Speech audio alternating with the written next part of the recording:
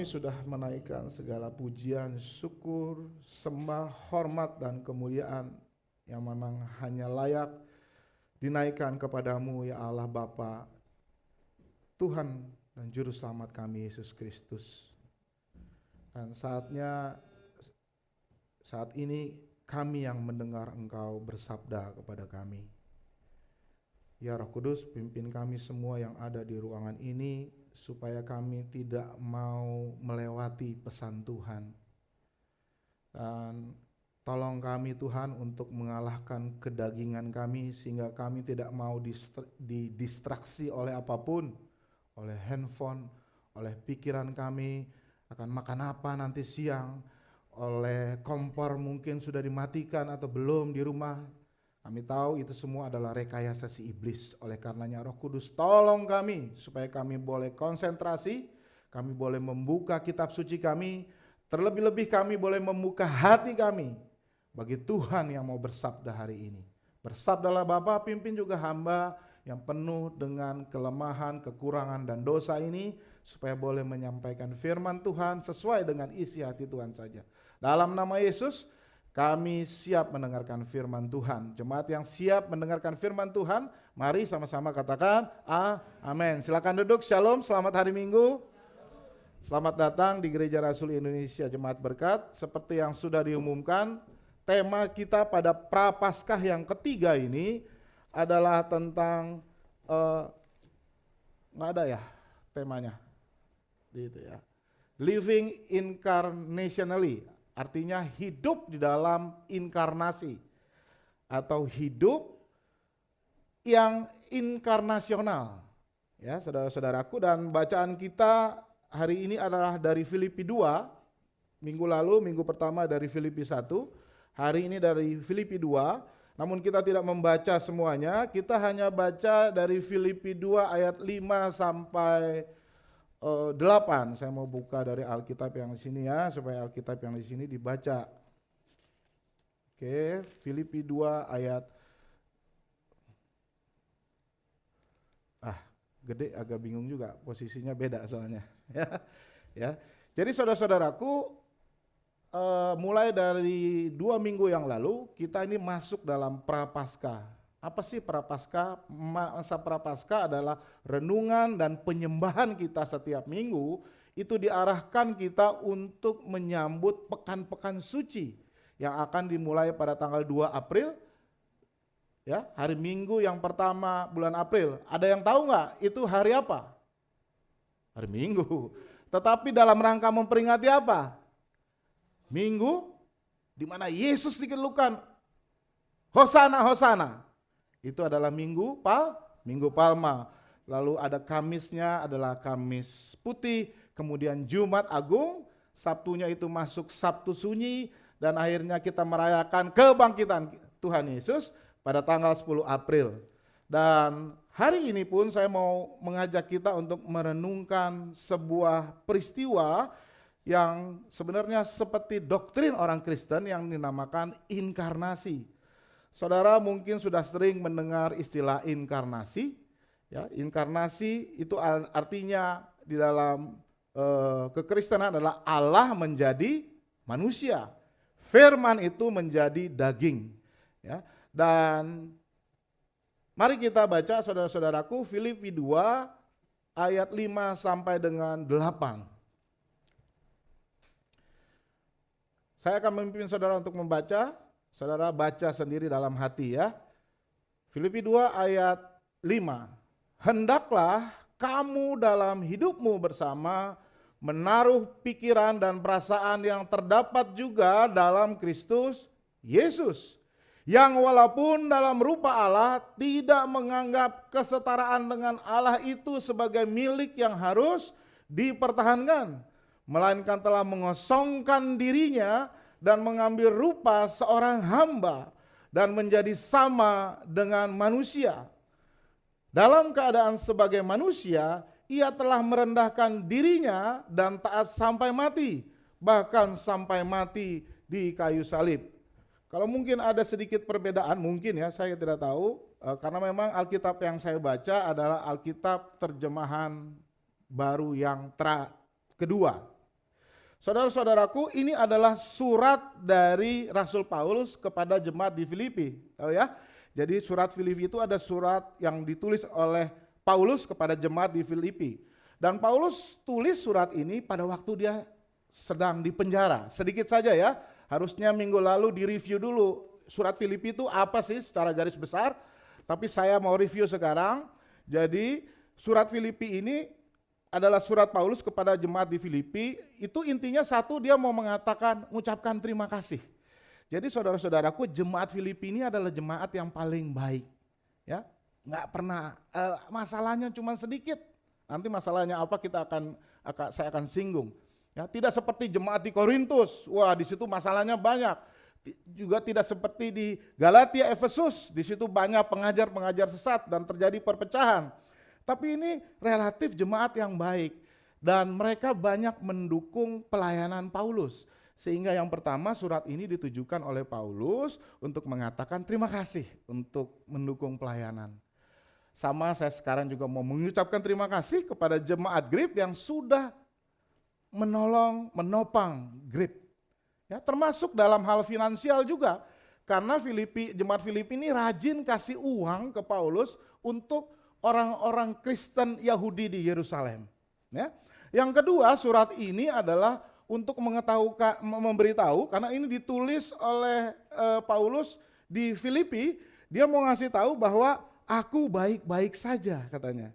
Jadi nggak usah khawatir gitu. Ya, walaupun aku di penjara, aku tetap sukacita. Ya, dibilang begini, coba kita baca dulu, saya bacakan.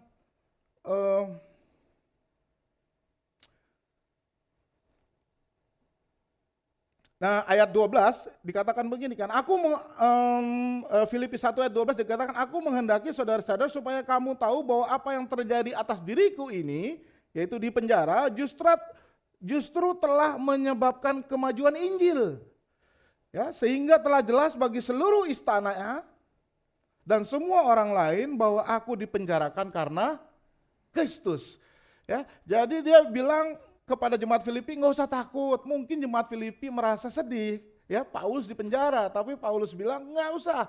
Justru Tuhan pakai saya di penjara, ya, untuk memberitakan Injil. Justru kemajuan Injil itu terjadi karena saya di penjara. Betul ya? Jadi saudara mau di penjara? Nggak mau ya? Saudara mau ke penjara? Maulah kalau ke penjara ya. Beritakan Injil ya. Yang ketiga, dia mau mengatakan, dan ini yang akan kita renungkan kepada jemaat di Filipi, supaya rendahkanlah dirimu. Saudara-saudaraku, ini adalah masalah di Filipi. Sebenarnya tidak terlalu masalah, tapi di Filipi itu terjadi sedikit perpecahan di jemaat di sana. Ya, jadi dan perpecahan itu karena apa? Ketinggian hati, kesombongan beberapa orang di sana, sehingga jemaat itu pecah. Makanya pada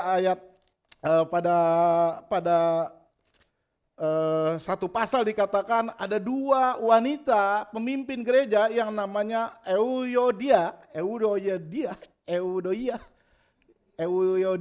dan Sintike, rupanya ini berantem. Lalu dia katakan kepada Euodia dan Sintike, ayo damai-damai. Aku suruh juga orang yang namanya Sun Sugos. Saya tahunya Sun Sugos itu merek toko snack di Gandaria City ya. Di basement ada namanya Sun Sugoson yang punya orang Kristen. Kan dia tahu ya, Sun Sugos itu adalah orang yang diutus untuk mendamaikan antara pemimpin wanita yang namanya Sintike dan Euodia yang lagi berantem. Ya, jadi ada perpecahan di situ, sehingga tujuannya yang ketiga adalah supaya kamu harus berdamai dengan cara rendah hati, ya, dengan cara meneladani Kristus. Dan inilah yang disebut dengan diberi contoh. Hendaklah seperti Kristus, seperti ayat yang kita baca tadi. Ya, seperti ayat yang kita baca tadi. Saudara-saudaraku, Filipi 2 ayat 5 sampai 8 sebenarnya ini berbicara tentang dua hal. Yang jelas tentang inkarnasi. Inkarnasi adalah Allah menjadi manusia. Ya, firman itu menjadi daging. Yang berarti perikop ini berbicara tentang siapa itu Tuhan Yesus dan apa yang dikerjakannya. Dan hal yang kedua, ini adalah satu nasihat, ya seperti yang diberi LAI judulnya. Tetapi saya lebih setuju ini adalah sebuah perintah. Karena kata hendaklah di situ, itu bukan sebuah, kalau di dalam bahasa Yunaninya itu adalah satu kata yang dinamakan adalah perfect imperatif. Imperatif itu artinya perintah. Jadi nggak ada pilihan. Kamu harus meneladani Kristus, katanya seperti itu. Ya, jadi ada dua hal soal inkarnasi. Yang pertama adalah soal doktrin bahwa Yesus itu adalah Allah, Yesus itu adalah anak Allah. Dan yang kedua adalah nasihat supaya kamu merendahkan dirimu di dalam hidupmu bersama. Dikatakan hendaklah kamu dalam hidupmu bersama dengan sesama jemaat untuk merendahkan dirimu. Ya, saudara-saudaraku, saya hanya mau bahas sedikit saja mengenai doktrin. Supaya saudara tidak pusing, tapi saya perlu merefresh kembali doktrin saudara mengenai kristologi. Siapa itu Yesus? Ya, ayat yang mendukung di sini mari kita buka coba ya. Sebelum kita masuk ke Filipi 2 itu, Tuhan juga mengatakan di dalam Injil Yohanes 1 ayat 1. Ya. Saudara buka Injil Yohanes 1 ayat 1, dikatakan firman telah menjadi manusia. Inilah yang namanya inkarnasi, yaitu Tuhan Allah menjadi manusia. Dikatakan di situ bahwa pada mulanya sudah ada firman. Nah, ini kata-katanya agak berbeda. Yang terjemahan lama kan ditulis pada mulanya adalah firman. Tetapi di terjemahan yang baru yang sudah disempurnakan dikatakan pada mulanya sudah ada firman. Siapa di sini yang sudah punya TB2? Boleh angkat tangan yang sudah punya TB2. Belum ada yang punya ya? Ya, Emi punya, ngaku aja Em kalau punya. Ya. Saya sangat sarankan saudara untuk beli. John sudah punya juga. Ya, karena memang ini sudah di hasil perenungan berpuluh-puluh tahun, masukan dari semua hamba-hamba Tuhan bahwa ada terjemahan yang kurang tepat. Ya, dan menurut saya dalam hal ini cukup tepat. Karena kata sudah ada, berarti itu artinya bahwa dia memang sudah ada. Di sini dikatakan pada mulanya firman, sedangkan di sini dikatakan pada mulanya sudah ada firman. Saudara-saudaraku, pada mulanya ini adalah kata yang kalau kita ingat ada di Kejadian 1 ayat 1, benar? Dikatakan pada mulanya. Jadi pada mulanya di dalam Yohanes ini bahasa Yunaninya enarche. Tapi kalau di bahasa Ibraninya di Kejadian 1 itu adalah bresit. Tapi itu semuanya intinya sama, yaitu pada mulanya awal penciptaan. Dan pada awal mulanya sang firman itu sudah ada. Ini berarti menandakan bahwa sang firman yaitu Yesus Kristus itu adalah sudah ada. Kalau istilah teologinya dinamakan pre-existent atau pra-eksistensi.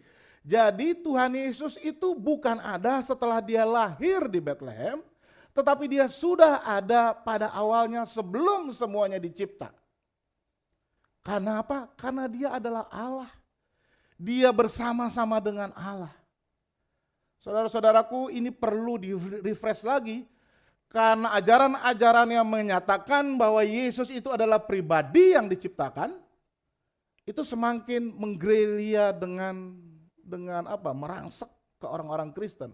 Kalau saudara tidak punya pengertian dan doktrin Alkitab yang kuat, maka saudara akan mudah. Orang dia lebih jago soal Alkitab.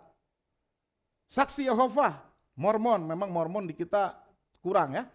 Tapi kemarin beberapa tahun lalu begitu saya saya ada pesta di rumah Namboru saya dan ternyata dia bilang, dia sudah Mormon loh. Ya. Saudara-saudaraku, Mormon juga tidak mengakui Yesus sebagai Tuhan. Dia adalah sebagai pribadi yang diciptakan. Tetapi Alkitab mengatakan bahwa Yesus itu adalah Allah.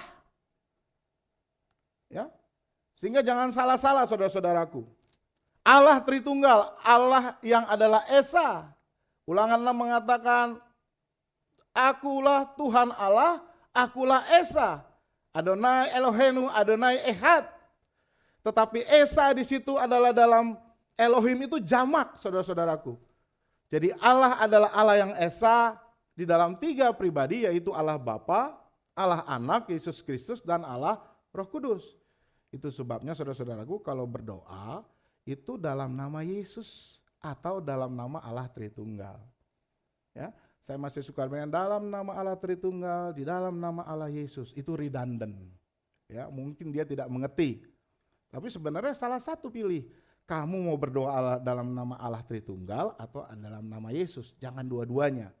Ya, tapi nggak apa-apa, itu mungkin saudara tidak mengerti. Ya, karena di dalam Allah Tritunggal kan udah ada Yesus. Jadi saudara-saudaraku, inkarnasi adalah peristiwa Allah yang datang ke dunia menjadi manusia. Saudara, kalau saudara perhatikan, cerita tentang Natal, ya, itu kan ada Maria, Yusuf, ada malaikat, ada gembala. Itu nggak ada di Yohanes, benar nggak? Ya, Matius, Markus, Lukas bercerita tentang Maria, Yusuf, Yesus lahir di Bethlehem. Tapi semua itu tidak ada di kitab Yohanes. Apakah berarti Yohanes tidak menganggap Natal itu ada? Enggak, tetapi Yohanes melihat dalam perspektif yang lain. Keduanya sama. Natal itu artinya adalah firman menjadi daging, menjadi manusia. Dan Yohanes menceritakannya dengan cara yang lain. Dia katakan firman, pada mulanya sudah ada firman. Ya, jadi Yesus Kristus sudah ada dan firman itu bersama-sama dengan Allah. Prostonteton. Ya, jadi firman itu bersama-sama dengan Allah dan firman itu adalah Allah. Ya, dan ayat 2 dikatakan ia pada mulanya adalah bersama-sama dengan Allah dan segala sesuatu dijadikan melalui dia, yaitu sang firman, dan tanpa firman, tanpa dia tidak ada sesuatu pun yang telah terjadi dari tidak telah jadi dari segala yang telah dijadikan.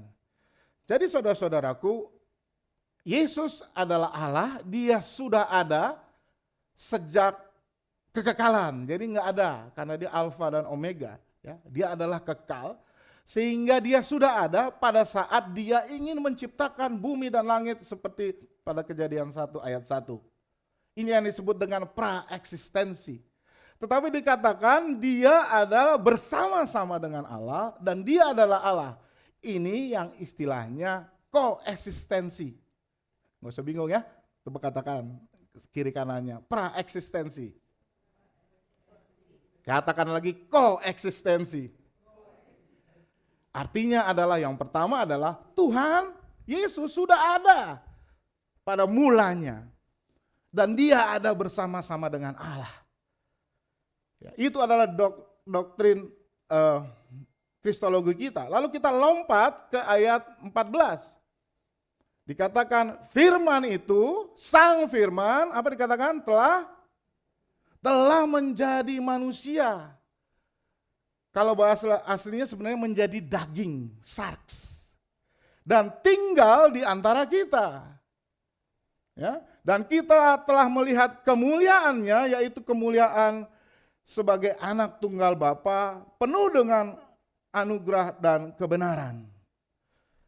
Jadi pada mulanya adalah firman, dan firman itu bersama-sama dengan Allah, dan firman itu adalah Allah, praeksistensi dan koeksistensi, lalu firman itu menjadi manusia, datang ke Bethlehem. Jadi saudara-saudaraku, Yesus adalah Allah sepenuhnya, 100% Allah, tetapi dia juga manusia, 100% manusia. Jadi bukan 50% ya. Dia sepenuhnya Allah, dia sepenuhnya manusia. Ya, jadi doktrin ini penting kita, karena kenapa juga saya perlu mengajar, saya tidak ingin membuat saudara pusing, enggak, sederhana saja. Pokoknya Yesus itu adalah Allah, dia adalah firman Allah yang menjadi manusia, dan itulah yang kita sebut dengan inkarnasi. Allah mau merendahkan dirinya menjadi manusia. Allah yang tadinya transenden, ya, Allah orang Israel itu kan adalah Allah yang sama, tapi Allah yang transenden. yang sekali-sekali saja menampakkan kepada umatnya. Betul? Kadang dia menampakkan melalui malaikat, melalui wujud orang, itu yang dinamakan dengan teofani. Ya. Tetapi sekarang di dalam Yesus, Allah itu menjadi Allah yang bisa dipegang, bisa diraba, ya, yang sama dengan kita. Allah manusia, yaitu pada saat Yesus datang ke dunia ini. Jadi sesungguhnya Injil sinoptik itu adalah Matius, Markus, Lukas, ya, dan Injil Yohanes itu berbicara hal yang sama, yaitu Allah menjadi manusia, inkarnasi, namun dengan cara yang berbeda. Ya. Dan Injil Yohanes ini berbicara dari segi rohani. Nah, kembali lagi ke Filipi 2. Ini pun berbicara tentang Allah yang mau merendahkan dirinya. Ini pun berbicara tentang doktrin, ya, doktrin tentang doktrin inkarnasi, Allah yang menjadi manusia, dan akhirnya doktrin kristologi, siapa itu Yesus dan apa yang dilakukannya. Jadi tentang pribadi Yesus dan tentang pekerjaan Yesus. Ya, dikatakan begini, tadi saya ulangin lagi. Ayat 6 dikatakan, yang walaupun dalam rupa Allah, ya kan, tidak menganggap kesetaraan Allah itu sebagai milik yang harus dipertahankan, melainkan dia mengosongkan dirinya, mengambil rupa seorang hamba dan menjadi sama dengan manusia. Ya, dijelaskan lagi oleh Paulus apa yang dijelaskan oleh Yohanes. Allah menjadi manusia.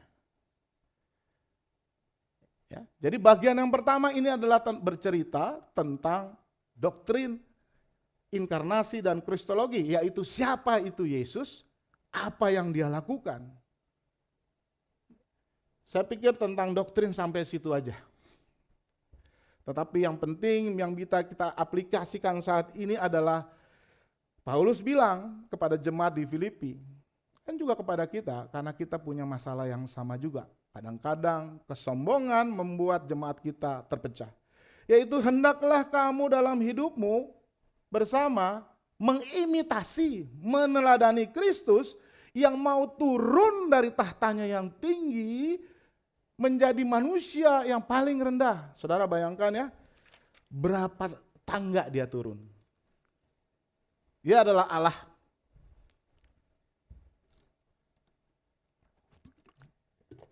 Allah di surga yang bertahta di kerajaannya yang maha tinggi. Dia adalah creator, dia adalah pencipta. Namun dikatakan dia mau apa? Mengosongkan dirinya. Artinya sang firman mau melepaskan beberapa hak prerogatifnya sebagai Allah. Karena Yesus itu di sana pasti disembah oleh bala tentara sorga dan para malaikat di surga. Betul? Tapi dia rela untuk melepaskan semuanya itu dan datang sebagai manusia. Satu tangga dia turun tapi panjangnya minta ampun. Itu. Lalu dibedakan dia datang sebagai manusia, tapi manusianya bukan seorang raja, bukan seorang pria, karena seorang pria itu sangat dianggap tinggi, ya, kategori manusia yang paling tinggi oleh bangsa Yahudi. Anak-anak, perempuan nggak dianggap. Sehingga dia datang sebagai manusia, tapi dia datangnya sebagai bayi yang mungil. Ya, itu sudah perendahan, lalu dikatakan lagi, bukan hanya sebagai manusia biasa, seorang pria, ya, pria dewasa maksud saya, bukan juga sebagai raja Israel, tapi dia datang sebagai apa? Hamba, turun lagi. Dia jadi hamba. Saudara-saudaraku, hamba ini bukan berarti pembantu, bukan berarti asisten. Tapi hamba ini artinya budak. Karena di dalam bahasa aslinya ini adalah doulos. Ya, doulos. Jadi dia udah turun nih 2 tingkat. Bahkan waktu dia hidup sebagai hamba dikatakan dia taat sampai mati, turun lagi. Dia harusnya Allah yang kekal, yang tidak mati, tetapi dia bersedia untuk mati. Merendahkan dirinya dari Allah menjadi manusia, menjadi hamba sampai dia mati. Nggak cukup sampai saat itu dia merendahkannya. bahkan dia mati sebagai seorang pecundang. Dia sebagai orang yang dikutuk karena matinya di kayu salib. Turun lagi sampai ke bawah. Bayangkan perendahan diri yang dilakukan oleh Allah kita di dalam Yesus Kristus. Dia yang Allah, yang maha tinggi, turun bertingkat-tingkat sampai akhirnya dia paling rendah, mati di kayu salib. Saudara-saudaraku, mati di kayu salib adalah mati yang ditujukan kepada orang yang paling jahat. Itu adalah hukuman mati. Hukuman mati kan ada hukuman pancung langsung mati. Tapi hukuman mati itu nggak bagi orang yang terkutuk, orang yang melawan melawan pemerintah, bahkan bagi agama Yahudi yang menghujat Allah, karena banyak orang Farisi juga bilang bahwa engkau menghujat Allah, karena apa? Ketika Tuhan Yesus katakan dosamu diampuni, ya kan? Nah, pada saat itu dibilang wah dia menghujat Allah. Jadi ini adalah kematian yang paling hina. Dia harus dihukum mati, tapi harus mati pelan-pelan. Dia dicambuk dulu 42 kali, dia diludahi, lalu dia ditaruh mahkota duri, lalu dipaku di kayu salib. Itu adalah mati yang paling hina. Dan harus ditaruh di atas bukit di pinggir jalan besar. Jadi Golgota itu adalah di pinggir jalan besar. Sehingga orang yang lewat bisa mendatang dan menghina dia. Wah, ini orang yang dikutuk. Dan sampai jam 6 kalau belum mati, orang yang disalib itu harus mati. Karena orang Yahudi bilang nggak boleh dipertahankan hidup. Sehingga kalau dibilang ini belum mati, kakinya ini harus dipatahin. Tapi pada saat itu Yesus sudah mati jam berapa? Lupa. Jam 3. Karena itu adalah nubuat dari Nabi yang dikatakan tidak boleh ada satu dari tulangnya pun diremukkan. Ini adalah penggenapan dari Nabi. Ya. Jadi saudara-saudaraku, Tuhan Yesus mati paling hina. Dia merendahkan dirinya sehingga dia mati dengan cara yang paling najis, paling hina. Dan ini adalah sebuah teladan yang Paulus minta supaya jemaat di Filipi lakukan. Lakukan itu dalam hidupmu bersama, contohlah Tuhan Yesus. Ayo.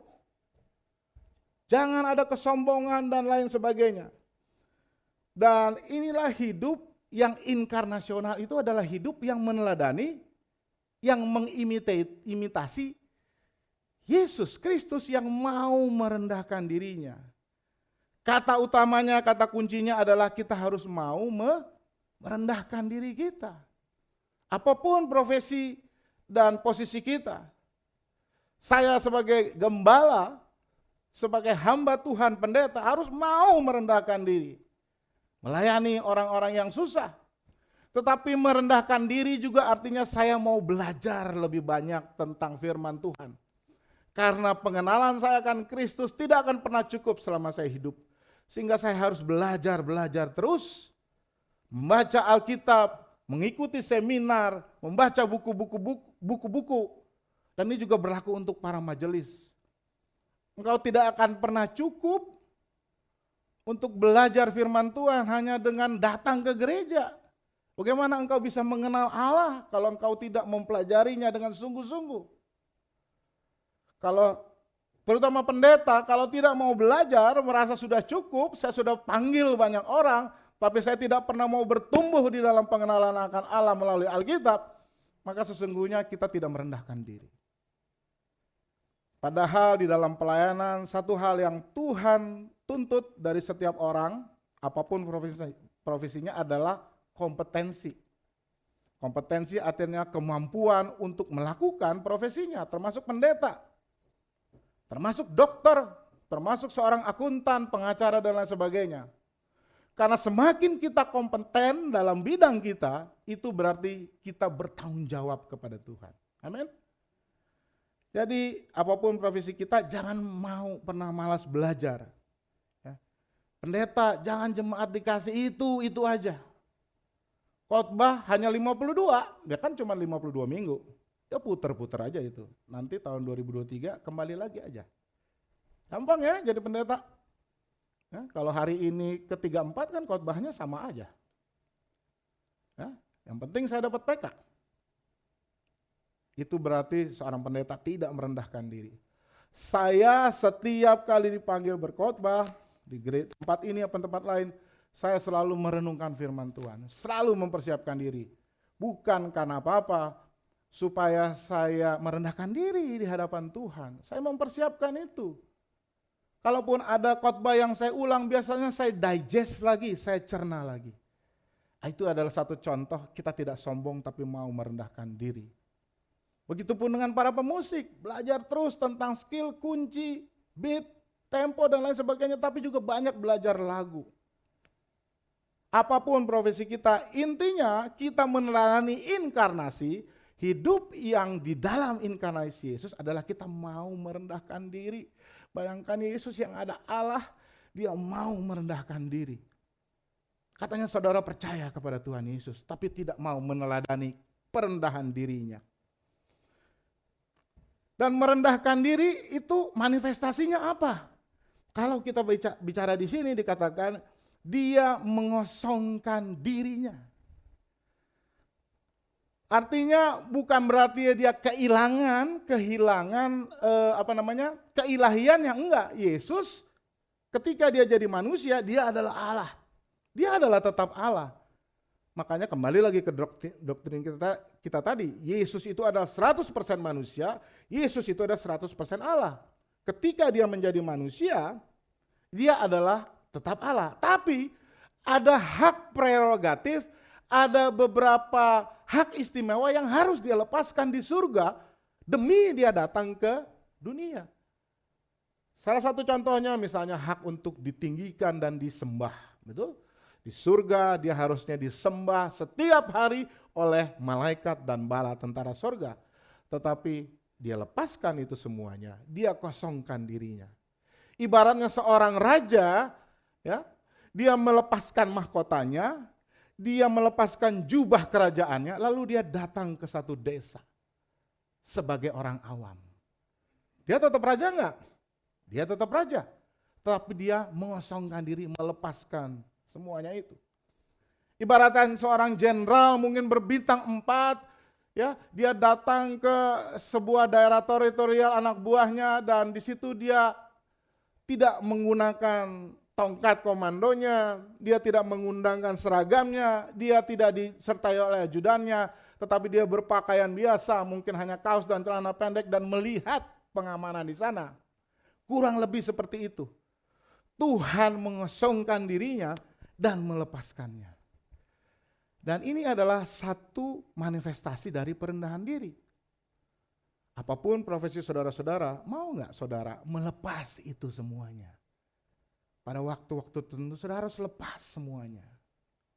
Mengosongkan diri, lawannya adalah entitlement. Ini bahasa Inggris, sorry. Tetapi entitlement itu artinya adalah suatu perasaan yang merasa bahwa saya berhak karena saya punya jabatan. Contohnya, saya seorang pendeta, saya berhak untuk mendapat duduk di depan karena saya pendeta.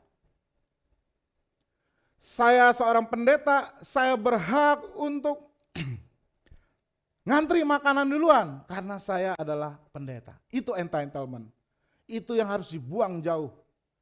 Jangan karena kita merasa sesuatu jabatan atau sesuatu profesi, misalnya karena saya adalah dokter ahli, sehingga saya berhak untuk mendapatkan privilege untuk duluan.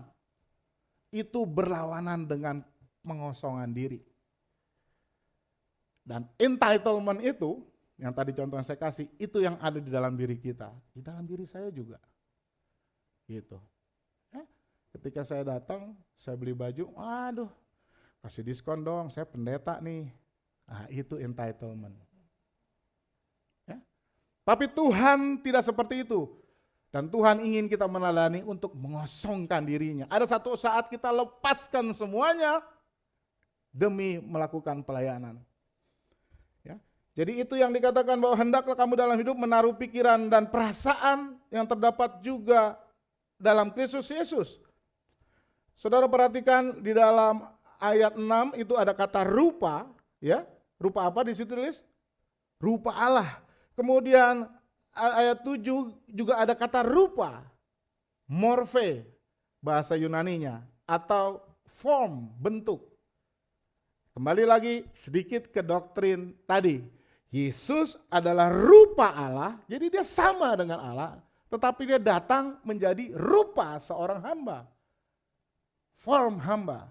Itu menggambarkan bahwa Yesus adalah sepenuhnya Allah dan sepenuhnya manusia. Jadi manifestasi dari perendahan diri yang pertama sekali lagi adalah kita harus mau rela untuk mengosongkan diri kita. Dan hal yang kedua manifestasinya adalah inkarnasi adalah menjadi orang lain. Artinya kita mau melayani orang lain. Melayani tidak harus saudara seorang majelis, seorang hamba Tuhan, pelayan Tuhan di gereja. Tapi dimanapun Tuhan kasih kita vokasi, Tuhan kasih kita posisi, disitulah kita mau melayani dan mau menjadi orang lain. Dan itu adalah hakikatnya hidup di dalam inkarnasi. Jadi hal yang kedua adalah kita mau melayani. Ya, Yesus melakukan semuanya ini dari ayat 5 sampai 8. Ya, dia mau merendahkan dirinya karena dia mau melayani manusia. Bayangkan kalau Yesus tidak menjadi manusia, dia tidak berinkarnasi, maka setiap manusia harus mempertanggungjawabkan perbuatannya kepada Tuhan. Dan tidak ada manusia yang tidak berdosa walaupun cuma sedikit, alias neraka adalah bagian manusia. Seberapa kuat, seberapa besar pun usaha manusia untuk menyeimbangkan dosanya, tetap natur dosa itu sudah ada dalam diri kita sejak nenek moyang kita yang namanya Adam dan Hawa jatuh ke dalam dosa. Firman Tuhan katakan dosa itu sudah menjalar. Bahkan sejak di kandungan perut ibu kita sudah berdosa. Itu sebabnya Allah itu yang Maha Kasih, dia tahu bahwa manusia membutuhkan juru selamat. Dan juru selamat itu harus aku sendiri yang datang menjadi manusia yang dikorbankan. Supaya hukuman kita semua ini yang nanggung adalah dia. Amin. Ya, jadi salib ini adalah melambangkan kasih Allah kepada umat manusia. Betul? Karena dengan kayu salib ini maka setiap orang yang memandang Kristus akan dihapus dosanya. Amin. Tetapi salib ini juga melambangkan keadilan Allah. Kenapa? Karena salah satu atribut Tuhan Allah adalah murka. Murka Allah itu tetap harus dilampiaskan. Orang yang berdosa tetap harus dihukum, betul? Ya. Tetapi Tuhan kasih jalan keluar, bukan bagi orang Kristen, tapi bagi semua umat manusia, bahwa kalau kamu mau percaya kepada Yesus, maka dosamu sebesar apapun itu sudah ditanggung oleh Yesus di kayu salib. Jadi Yesus menanggung hukuman penalti atas dosa yang manusia yang lakukan, yang kita lakukan. Jadi saudara-saudara kembali, saudara-saudaraku, Yesus datang untuk melayani, dalam hal ini melayani manusia, masalah manusia yang paling besar yaitu apa? Dosa. Saudara ingat waktu Tuhan Yesus lagi khotbah di satu tempat, terus ada 4 orang sahabat mengangkat sahabatnya di atas tilam, betul? Dia mau masuk penuh, benar ya? Taunya dia naik ke atas, ya. Saya bayangkan tuh berarti atap tuh genteng dibukain gitu ya, jerami juga dibukain, ya. Akhirnya sinar matahari masuk, Yesus lagi mengajar tiba-tiba debu apa ini gitu ya. Baru mereka menurunkan tilam, lalu dia bilang itu temanku yang angkat dan aku ini adalah gak bisa jalan. Lalu Tuhan Yesus katakan apa? Angkat tilammu, sembuhlah engkau. Benar gak? Salah. Yang Tuhan Yesus katakan yang pertama apa? Dosamu diampuni. Lalu disitulah Farisi bilang kan, wah ini orang kurang ajar. Tidak ada yang bisa mengampuni dosa kecuali Allah itu sendiri. Makanya Yesus disalib salah satunya karena itu, dianggap menghujat Allah. Tapi saya mau katakan saudara-saudaraku bahwa masalah yang paling besar sebenarnya adalah dosa. Makanya Tuhan Yesus bilang, mana yang lebih gampang? Katakan dosamu diampuni atau angkatlah dan berjalanlah. Nggak bisa jawab Farisi. Tapi itu menandakan bahwa memang manusia, masalah manusia yang paling besar adalah dosa. Jadi darah Tuhan Yesus tercurah adalah untuk menanggulangi, mengatasi masalah manusia yang terbesar adalah dosa. Ya, kita boleh mengaminkan darah Kristus itu menyembuhkan, tetapi itu di second atau ketiga atau mungkin bisa saja kita tidak sembuh. Tetapi yang penting masalah utama kita, dosa itu sudah diatasi oleh Tuhan Yesus. Amin. Sudah dihapus. Dan ini adalah satu bentuk pelayanan perendahan diri dari Tuhan Yesus. Yang pertama dia mengosongkan diri, dia mau melayani sesama, melayani umat manusia. Bisa saja sebenarnya Tuhan Yesus, udahlah saya mau mengampuni dosa, saya pilih aja Pak Situmorang, Monci, Johan. Nah ini yang mau saya selamatkan. Dia nggak usah turun ke surga. Bisa nggak? Bisa, dia Allah. Tapi bukan itu yang dia lakukan. Dia lakukan justru dia mau merendahkan diri. Masakan kita yang mengaku percaya kepada Tuhan Yesus tidak mau merendahkan diri. Yang keempat, saudara-saudara, manifestasi dari perendahan diri adalah ketaatan. Kita baca dikatakan di situ taat sampai mati. Ya kan? Bilang gitu enggak? Ayat 8 ya. Ia telah merendahkan dirinya dan taat sampai mati. Bahkan sampai mati dengan cara yang paling memalukan. Paling terkutuk di kayu salib.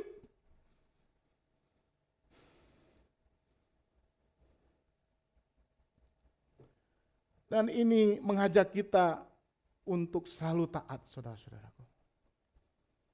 Yang pertama tentu kita taat kepada Tuhan. Ketika kita mengalami penderitaan, entah sakit, entah susah duit, mau nggak saudara taat untuk setia kepada Tuhan?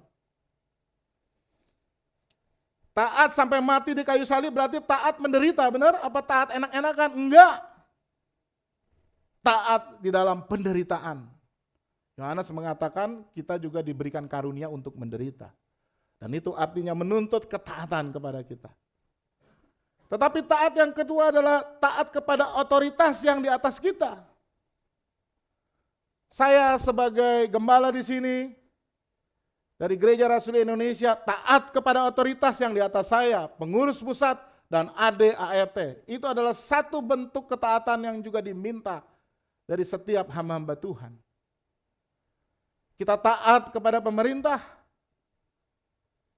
Ketika pemerintah waktu dulu katakan semua harus pakai masker, ya kita harus pakai masker. Submitting berarti taat.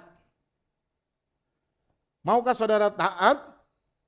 Sekalipun saudara harus merasakan penderitaan, sakit, bahkan penyangkalan diri. Jadi yang ketiga, manifestasi dari perendahan diri Kristus yang harus kita teladani adalah taat. Yang pertama tadi apa? Mengosongkan diri. Ya, mau melepaskan segala sesuatu yang kita punya yang memang Tuhan minta untuk lepaskan. Kedua, mau menjadi orang lain, melayani orang lain. Yang ketiga adalah taat sampai mati seperti Yesus. Yang terakhir manifestasi yang yang Tuhan Yesus katakan adalah Yesus mau mengorbankan dirinya. Kalau dia sampai mau di kayu salib, berarti dia mau mengorbankan dirinya.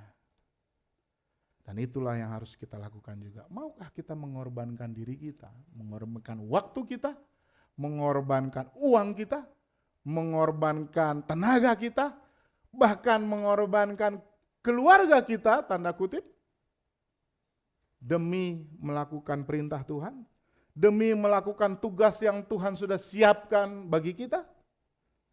Yesus mau. Maukah saudara melakukan semuanya itu?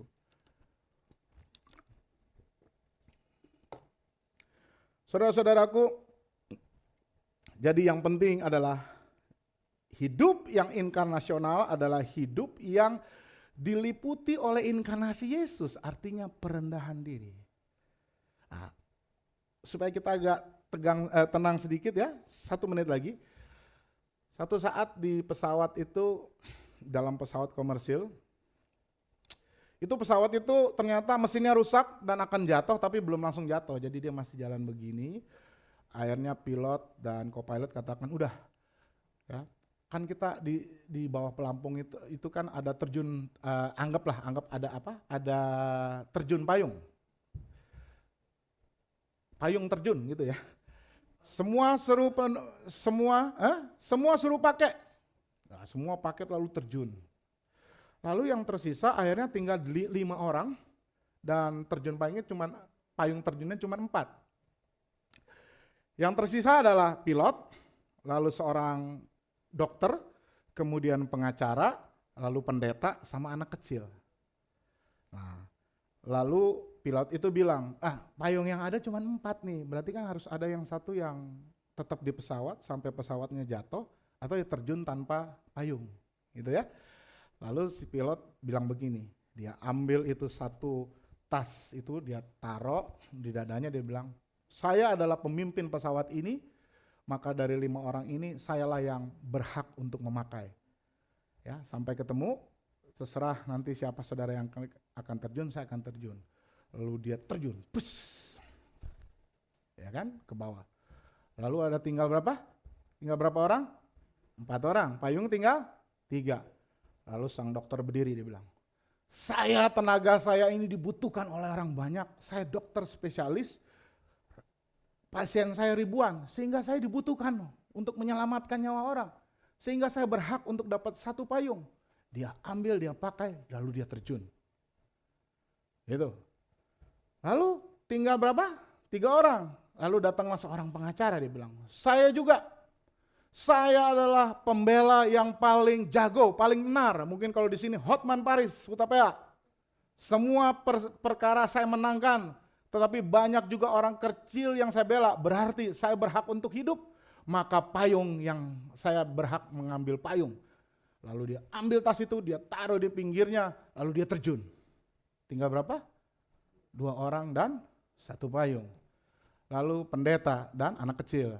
Pendeta bilang begini, Dek, anakku, mendingan kamu yang pakai payung itu. Ya, karena saya sudah separuh baya, saya sudah melayani. Wah, terus mungkin dia seperti Paulus, dia bilang, aku telah mengakhiri pertandingan dengan baik, aku telah sampai garis akhir mungkin di sini, dan aku telah memelihara iman. Jadi biarlah saya pulang kembali kepada Bapak, kamu Dek yang terjun. Dia bilang gitu.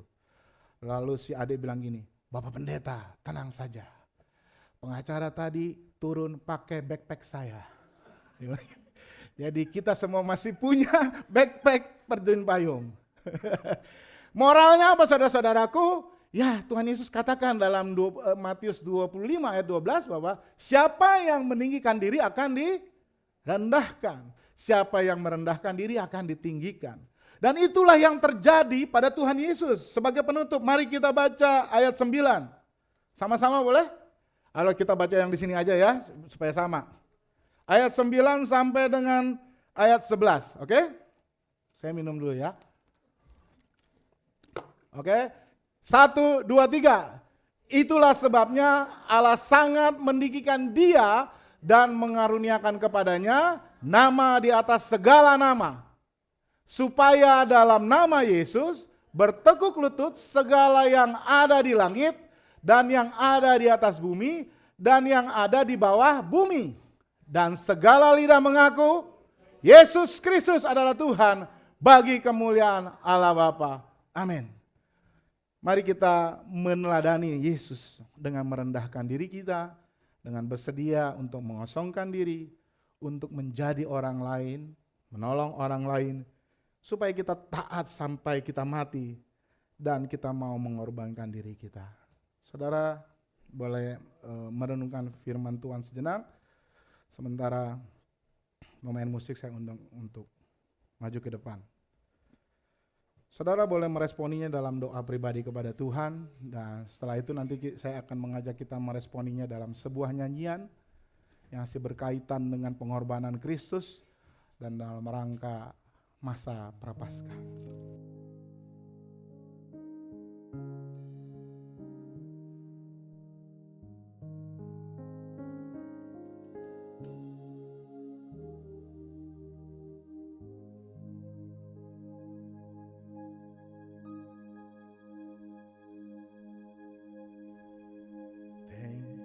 Thank you for the cross, Lord. Thank you for the price you paid, bearing all my sin and shame. In love you came and gave amazing grace. Thank you for this love, Lord. Thank you for the nail-pierced hands. Wash me in your cleansing flow. Now all I know, your forgiveness and embrace. Worthy is the Lamb seated on the throne. We crown you now with many crowns. You reign victorious,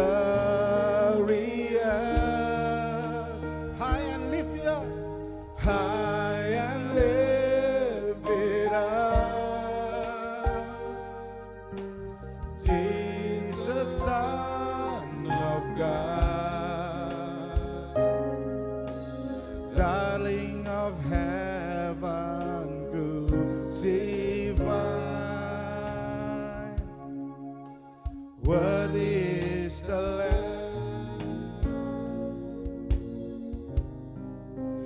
Mari jemaat, saya undang untuk bangkit berdiri. Saudara-saudaraku, lagu ini akan dinyanyikan nanti di surga. Layaklah anak domba. Dan hari ini kita mencicipi surga. Amin. Kita mengatakan bahwa layaklah anak domba, worthy is the Lamb. Mari sama-sama kita nyanyikan. Thank you for the cross, Lord. Thank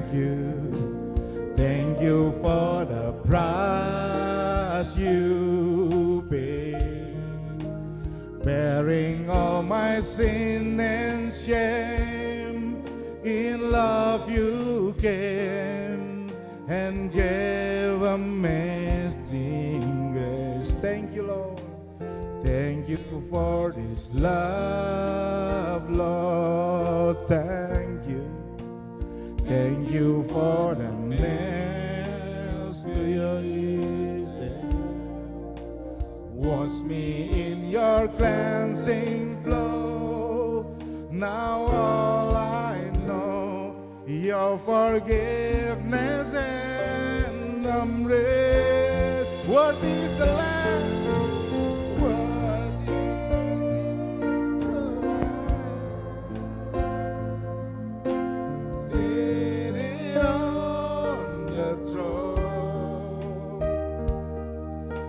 We crown you now with many crowns.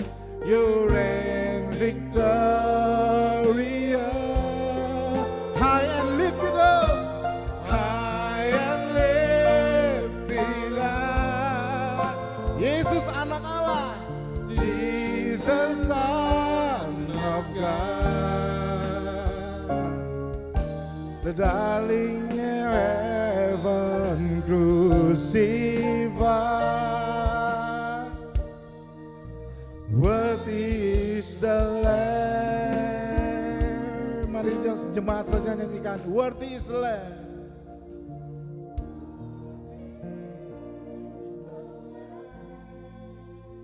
duduk di tahta Allah.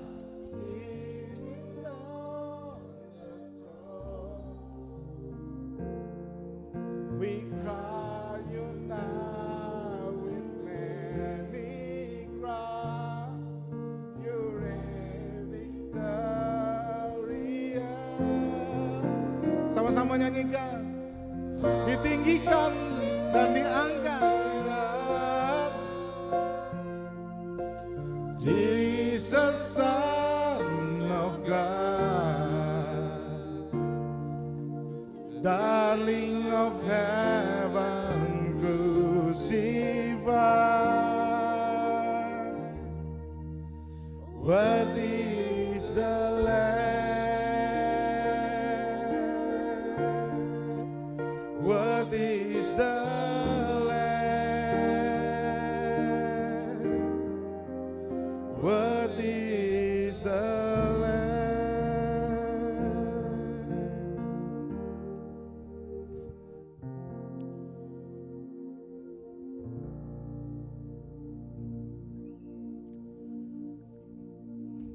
Ya Yesus,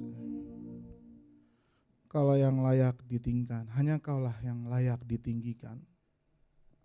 Sekalipun Engkau sudah menerima penghinaan, Engkau sudah direndahkan, bahkan Engkau sudah merendahkan diri, namun pada waktu Tuhan, Kairos, Allah Bapa meninggikanmu.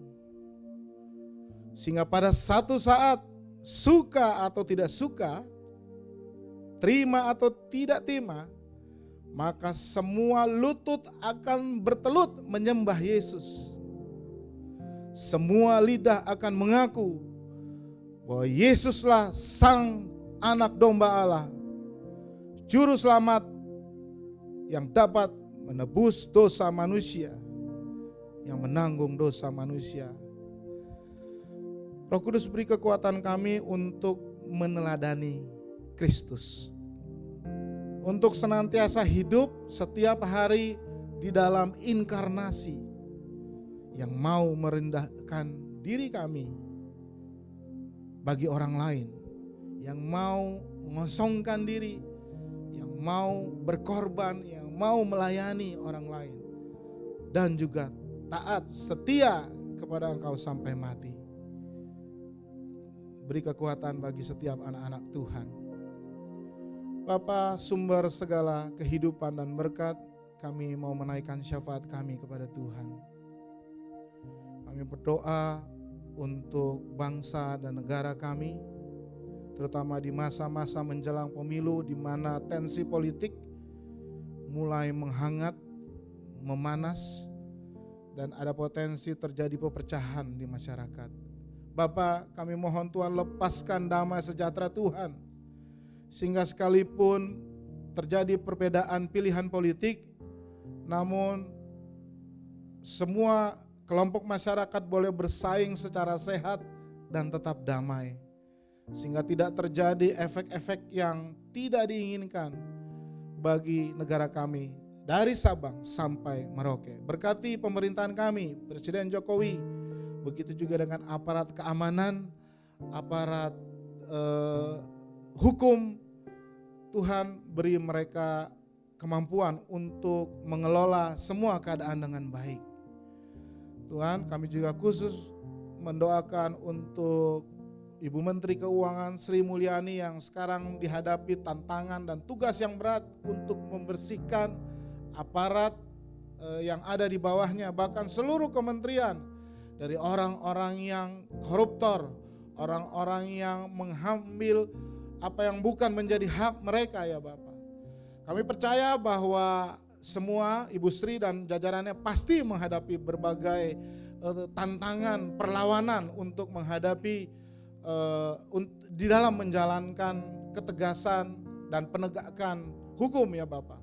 Oleh karenanya kami mohon berkat khusus, kekuatan bagi Ibu Sri dan Pak Jokowi dan semua aparat pemerintah yang hendak membersihkan dan menegakkan kebenaran, menghilangkan korupsi, mental korupsi, dari para aparat ASN ya Bapak.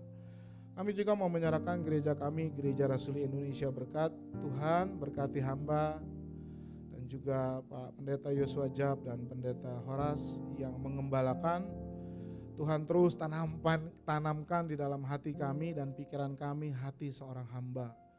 Sehingga kami boleh menjadi gembala yang baik bagi domba-dombamu di gereja ini.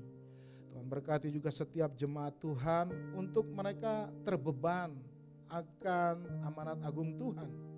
Sehingga mereka boleh keluar dan membagikan kabar baik itu bagi orang lain. Dan akhirnya boleh membawa orang-orang yang rindu untuk mengenal Tuhan lebih dalam lagi ke gereja ini. Sehingga gereja ini boleh penuh dengan orang-orang dan penyembah-penyembah yang sejati. Yang merasakan kasih Tuhan. Yang mau mendengar akan kabar baik dari Tuhan. Dan mau diajar. Berkati juga para pengurus majelis ya Bapak di dalam melakukan tugas mereka masing-masing.